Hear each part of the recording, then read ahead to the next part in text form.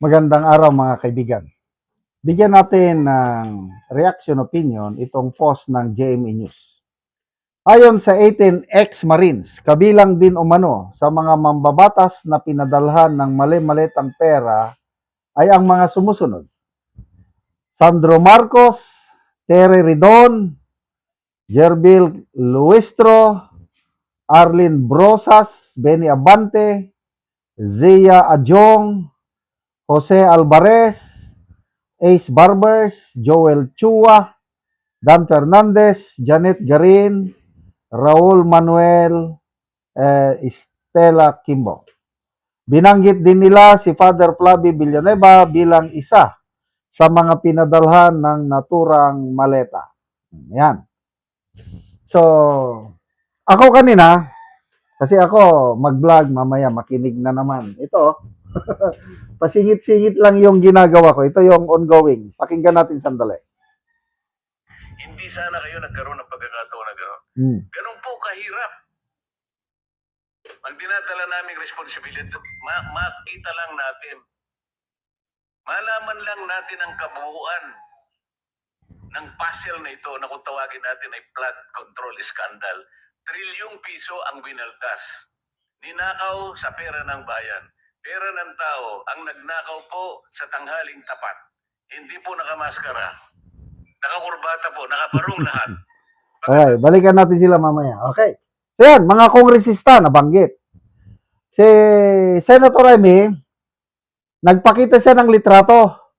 Ito ba yung pag-deliver nyo sa Paway, Ilocos Norte sa bahay ng Pangulo? Kinumpirma? Yes, Your Honor. Sino ang nag-deliver? Ako. Very confident ako. Kasama ko si Boss Salde. Dumating kami ng hapon, natulog kami sa bahay na yan.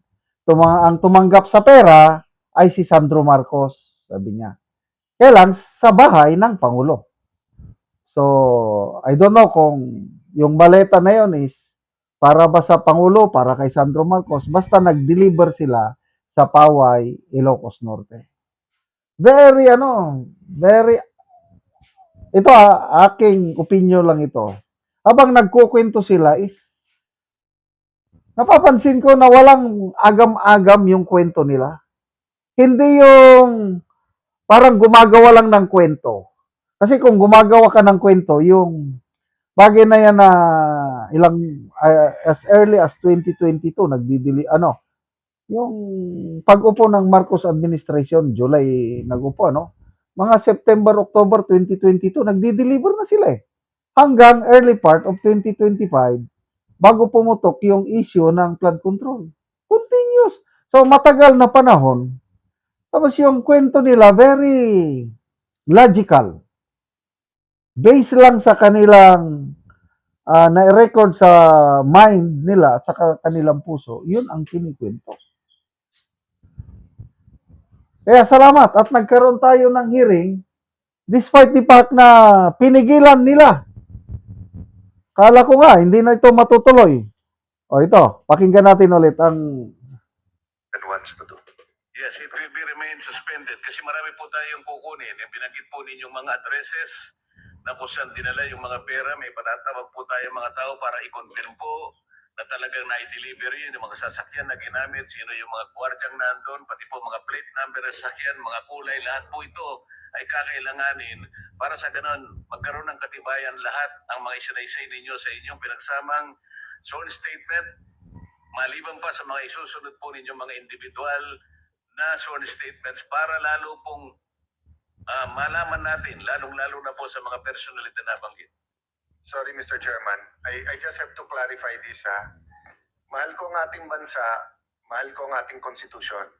So I'm willing to talk to anyone, including the 11, to find common ground. But ilalabang ko yung tama, pati yung Senate presidency. Kasi may nagtatanong na, are we going to give up? We're not going to give up. I'm just saying that if we love the institution, we'll look at all possibilities, di ba? Pero hindi nila pwedeng baluktutin ang batas at pagkatapos sasabihin 11, 12 pwede na mag-elect ng Senate. Ang point out ko lang, Mr. Chairman, hindi tayo kapit tuko, di ba? If we find the right person that can bring us to the truth, then so be it. Thank you, Mr. Chairman. Mr. President, so we suspend the session until the President, Until further notice. suspend the hearing until further notice. Kuha po kayo ng notice mula sa komite kung kailan po natin itutuloy, anong araw at kung anong oras. Salamat po sa inyong panahon. Salamat po sa inyong sakripisyo. So yun na-suspend until further notice. Ang usapan is, ito kasing Brave 18, joint affidavit. Ang usapan kanina, ang Brave 18 individual affidavit na ngayon, yung mas detalyado na. Yun ang isasubmit nila sa Blue Ribbon at yun na ang maging batayan siguro sa susunod na hearing at mas maganda yung detalyadong affidavit ng bawat isa. So again, until further notice, hindi natin alam anong mangyari. Sa Lunes, yung sinasabi ni Erwin Tulfo na nag-schedule din siya ng kanyang Blue Ribbon hearing. Matutuloy ba? Papadalhan ba niya ng imbitasyon ng Brave 18? Kung imbita ng Brave 18, mag-a-attend ba ang Brave 18 sa hearing ni Erwin Tulfo? Klinaro kanina, sino ang Senate President? Still, SP kaya to sa, hindi ko i-give up, ipaglalaban ko ito kasi nga, siya naman talaga ang Senate President. Kailangan ng 13 senators to elect a new Senate President. Ilan lang yung nag-attend sa session kahapon? 12 lang. Kaya sabi ni Senator Pia Cayetano, ang 12 ay hindi 13. Alam yan, kahit grade 1 student. Salamat mga kaibigan sa inyong pagsubaybay sa channel na ito. Nakakatulong kayo ng malaki sa tribong Talandig ng Bukidnon dahil ang income natin sa channel na ito is pantulong po sa tribo. Namimigay tayo ng libreng yero at pako para makapagpatayo sila ng mas maayos na tirahan. Panoorin ninyo ang video na ito. Iri sa gipatindog sa balay sa tabangan na mugyero. So mo na ni ang iyang gipatindog nga balay nga pag-atopan karon. So mo na pud ni ang yero nga among gihatag nga ilang iatop karon.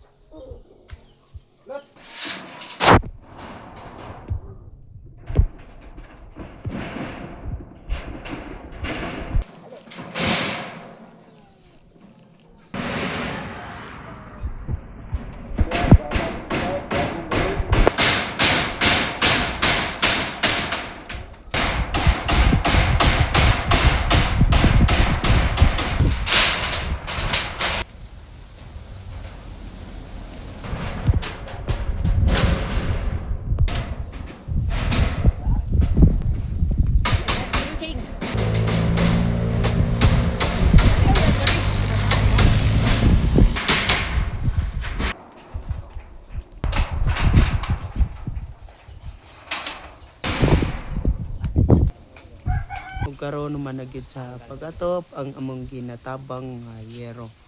Og makita gyud nato nga nindot na gyud nga tan-awon kay nahuman na. Ano? Salamat kayo sa Ginoo nga ang nagtabang sa sin sa balay sa akong mama, ang nagpatindog na gyud kay tigulang naman gud akong mama, so ako na ginapatindog sa iyang balay. Ug salamat gid kayo nga natapan na gid ang balay ng mama. Ug walay na akong pasalamatan sa ang Ginoo nga dapat akong pasalamat kay yatag ra gyud niya sa kadugayan niya para iyang gipagandoy nga makasugod sa iyang balay. Karon natapan na gyud. Kamay na lang gid ang kulang ani, dingding na gid ang kulang ani. Ang paring kamutan inaut untang maluy-an may hatagan mi grasya kay para pa man iyang balay kag mama. Salamat sad nga kini isang iyan nga balay, pero dako ko pasalamat gyapon nga suporta ang Ginoo ani. Ug salamat sad sa ligan ani sa Ginoo nga iyang tutok sa iyang sungkahan nga kay nagala ani nga nabang sa sin Mm. nga inaton ta nga atagan sa sila og maayong panglawas. So salamat kayo.